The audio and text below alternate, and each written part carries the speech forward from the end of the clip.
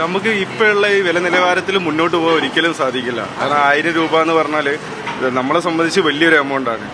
ഇവിടെ എന്ന് പറഞ്ഞിട്ട് ഇപ്പോൾ നമ്മളിപ്പോൾ വില കൂട്ടാന്ന് വെച്ചാൽ എത്ര വെച്ചിട്ട് കൂട്ടാന്നുള്ളതാണ്. ഇവിടെ ഇപ്പം വരുന്നത് സാധാരണക്കാരായ ആളുകൾ, ഓട്ടോ തൊഴിലാളികൾ, സ്ഥിരം ജോലിക്ക് പോകുന്ന ആളുകൾ, അവരെ ഒരു ദൈനംദിന ജീവിതത്തിൽ ഭക്ഷണം, ഹോട്ടൽ ഭക്ഷണം എന്ന് പറഞ്ഞാൽ ഒരു സുപ്രധാന ഘടകമായിട്ട് വരുന്ന സംഭവമാണ്. അപ്പോൾ അത് സംബന്ധിച്ച് നോക്കുന്ന സമയത്ത് അവരൊക്കെ വില കൂട്ടുക എന്ന് പറയുന്ന സമയത്ത് അവർക്ക് ഒരിക്കലും അക്സെപ്റ്റ് ചെയ്യാൻ കഴിഞ്ഞു. നേരത്തെ തന്നെ ഒരുപാട് പ്രതിസന്ധിയിലുണ്ടായിരുന്നു. കൂനിമ കുരുവായിട്ടാണ് ഇപ്പോൾ വില വർധന. അതെ, ഒന്നാമത്തത് ഗ്യാസ് കിട്ടാനില്ലാത്തൊരു സാഹചര്യം നിലവിലുണ്ട്.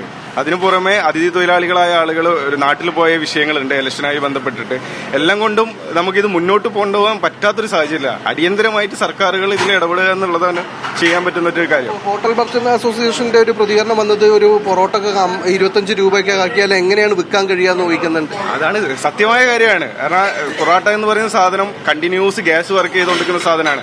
ഒരു 1000 പൊറോട്ട ചൂടിന് ദിവസം ഒരു 2 കുറ്റി ഗ്യാസെങ്കിലും വരണം. അത് വെച്ച് നമ്മൾ കാൽക്കുലേറ്റ് ചെയ്യുന്ന സമയത്ത് നമുക്ക് മുന്നോട്ട് പോകാറുള്ളത് ബുദ്ധിമുട്ടായുള്ള കാര്യമാണ്. തീർച്ചയായും വലിയ തരത്തിലുള്ള പ്രതിസന്ധി ഹോട്ടൽ മേഖലയിൽ നിലനിൽക്കുന്നുണ്ട്. ഇവിടെ ഭക്ഷണം കഴിക്കാൻ വരുന്ന ആളുകളെ സംബന്ധിച്ചിടത്തോളം ഇപ്പോൾ ഹോട്ടലിനൊക്കെ സാധനങ്ങൾക്ക് വില വർദ്ധിക്കാൻ പോവുകയാണെന്ന് പറയുന്നുണ്ട്. ഇപ്പം തന്നെ അമിത വിലയാണ്. ചായക്ക് 10 രൂപ ഉള്ളത് ഇപ്പോൾ 14 ആക്കി. ഇപ്പോൾ ഓൾറെഡി ഇപ്പോൾ 15-16 ആക്കും. ഹോട്ടലുകാരെ പറഞ്ഞിട്ട് കാര്യമില്ല, ഗ്യാസിന് നിരമ്പതി കൂടിക്കൊണ്ടിരിക്കുക. അപ്പോൾ ഇലക്ഷൻ കഴിയാൻ കാത്തിക്കാണ്. ഇപ്പോൾ 1000 രൂപ ഇപ്പം കൂട്ടി.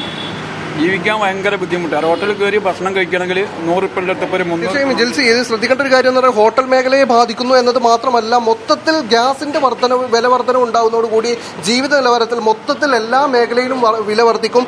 ഈ സാധനങ്ങൾ എത്തിക്കുന്ന വലിയ ലോറികൾക്ക് ഇന്ധനം അടിക്കാൻ അത് പ്രശ്നം വരുന്നുണ്ട്. അതോടൊപ്പം തന്നെ മൊത്തത്തിൽ എല്ലാ മേഖലയിലും വില വർദ്ധിക്കുന്നതോടുകൂടി ജീവിത നിലവാരം വലിയ തരത്തിൽ പ്രതിസന്ധിയിലാകും.